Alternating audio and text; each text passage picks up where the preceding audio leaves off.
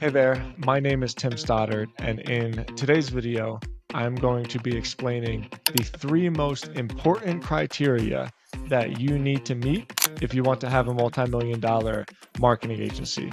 Let's get started.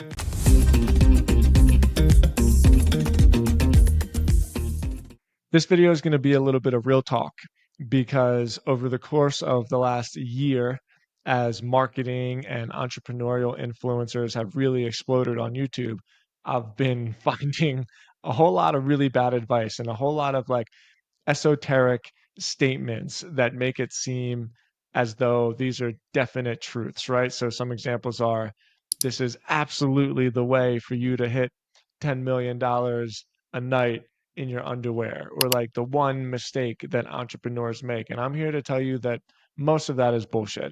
It's all just hyperbole and marketing for people to get clicks. There's some realities that are a lot less dramatic and are a lot more ingrained in how real life actually is. And so in this video, we're going to talk about some of those real life circumstances, which are going to play a huge role as to whether your marketing agency or your service business of any kind, but most likely a marketing agency, is going to be successful. So the first criteria is timing. Timing is everything. So much of success is about being in a certain market at the right time. And sometimes this is done intentionally, and other times this is pure luck. So in my case, it was luck, right? Like I had a unique experience where I got sober and I entered this new world of addiction recovery and behavioral health. And I did so 15 years ago, right as this emerging market of behavioral healthcare centers was starting to explode. And there was a reason for that, right? This was like the beginning of the opioid crisis. And there was nothing I could have done or nothing that I saw that could have made it so that I intentionally landed in this market. It just happened that way. And so I'm very, very talented. I have really built my skills. I am an expert in running Google ads, in local SEO, in organic lead generation, especially in the healthcare space. There's very, very few people in the world that know how to do what I do at the level that I know how to do it. However, regardless of my skill set, if that timing wasn't there for me, then it's just so the probability is so low that I would have had the success that I have if it weren't for timing. So what does this mean for you? Well, you can be intentional about it. The market that you pick, not even the market that you pick, the growth trajectory of the market that you want to get into with your marketing agency is one of the most important things you can do. So really think about it. Do a lot of research. What are some emerging markets? What are some markets that are appearing that are starting to gain traction? And most importantly, that are going to continue to have traction and continue to gain traction over the course of the next 10, 15, 20 years, because that's what you want.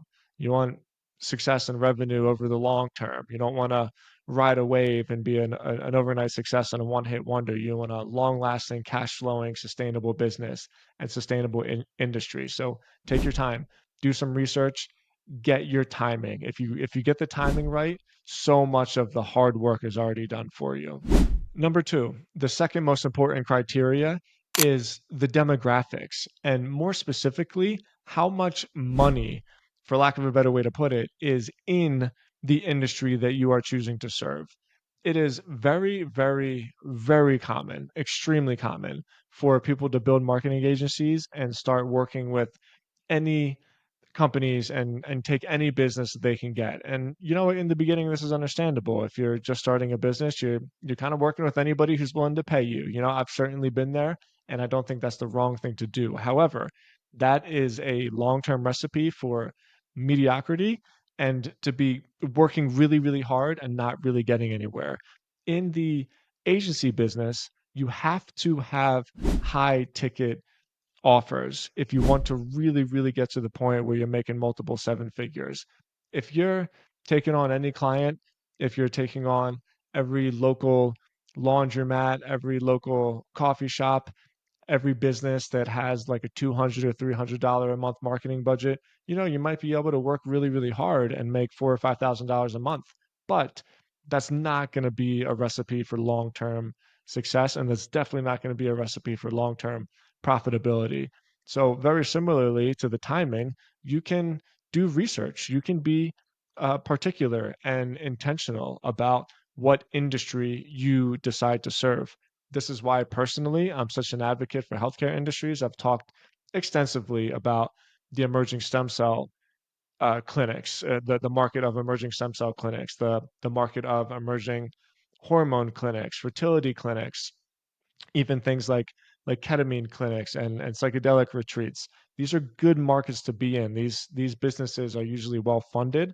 They're usually funded on private equity and VC, and they are businesses where a client for them has a high return on it. So they're willing, and in fact, they need to spend a lot of money in marketing to get their cost per acquisition down to the point where an acquisition for them is going to be profitable for their business. So the industry that you serve is so important. You have a lot more control over this than you do over timing. So be deliberate with it.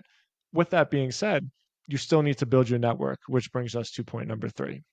Lastly, this brings us to criteria number 3, and this is the criteria that you have the most control over, which is your authority in a space. So, authority is kind of a vague word. It can mean a lot of things. I'm going to break this down into your online brand and your personal network. You can control your online brand. You can create a media company that establishes you as an authority in a particular demographic. The example that I have is I created thousands and thousands of blog posts, videos, podcasts, tons of media all about the addiction recovery market, the behavioral healthcare market, that goes into mental health facilities and eating disorder facilities and anything in the behavioral healthcare space. But I've also established myself as an authority in internet marketing and copywriting through my work with Copyblogger. This authority that I have developed in these certain industries and these certain niches, they make it so that I can punch above my weight basically. Anytime I enter a conversation or anytime I enter some kind of agreement, the authority that I bring forth makes it so that I can demand a certain pay point, a certain monthly retainer. And it's people, how do I explain this? Like, it's almost insulting to me and the authority that I have established for people to lowball me on an offer, right? So that authority makes it so that you can demand a really high ticket. And the thing about authority is that it takes a long time. You really have to put in the work. There's no way to write 1,000 blog posts other than to write 1,000 blog posts. And the thing that nobody likes to hear is the first 700 blog posts, nobody's going to read, but you have to write them even if nobody reads them, because that 701 might be the one that goes viral, that gets you an interview on a podcast, and that really crosses the threshold to build you as an authority. So building your online reputation, your online authority is so critical because it makes it so that you're not constantly grabbing and begging and clutching the latest potential client who's willing to give you money.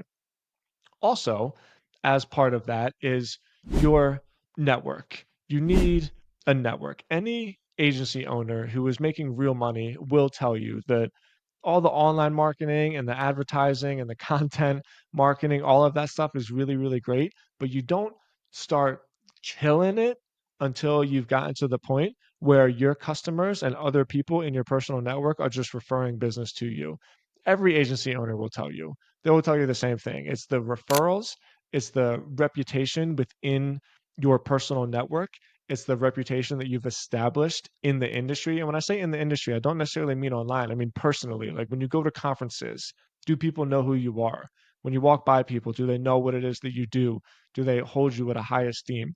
Once you've built this authority, this reputation in your personal network, well, then the deals just start coming because everybody wants to be associated with a winner, right? This is why the big companies get bigger and it's so hard for the little companies to break through because all the authority, all that reputation is already owned by the select few at the top. And so you do have control over this. It takes a lot of work. You have to earn your way to be an expert in a particular field. But until you get to this point where you are considered the expert, it's just very, very, very difficult to break through that threshold of mediocrity. Okay, so let's review. Number one, you need timing. It doesn't matter if you timed the market right through dumb luck or whether you intentionally timed a market that you saw was about to accelerate. If you don't get the timing right, then you are in an industry that is decelerating as opposed to accelerating. And you need to be able to ride that wave in order to grow fast enough to get true scale. Number two, you need to be in a high ticket industry. You have a lot of control over this. You can be very, very specific about the industry that you choose to serve. You need an industry that has a wealthy demographic that it serves. You need an industry that is willing, and even more than willing, it is demanded that your clients pay a certain amount every month into their digital marketing, because if they don't invest that much money, then they won't succeed. I like healthcare. There's plenty of other industries, law, finance, even localized services. Like there's some really, really killer HVAC companies out there. You can specialize in HVAC and you can make a ton of money, but the industry that you choose is very, very relevant. And then three, you need the authority. You have the most control over this. There's nothing stopping you other than the hours that you're willing to put in.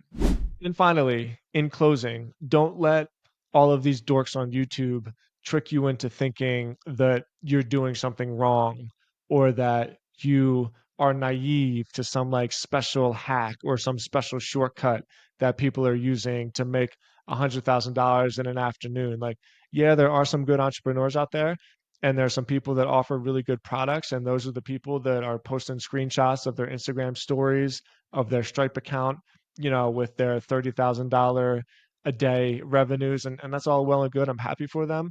Those people are anomalies. And most of those people don't have long term success, they don't sustain it.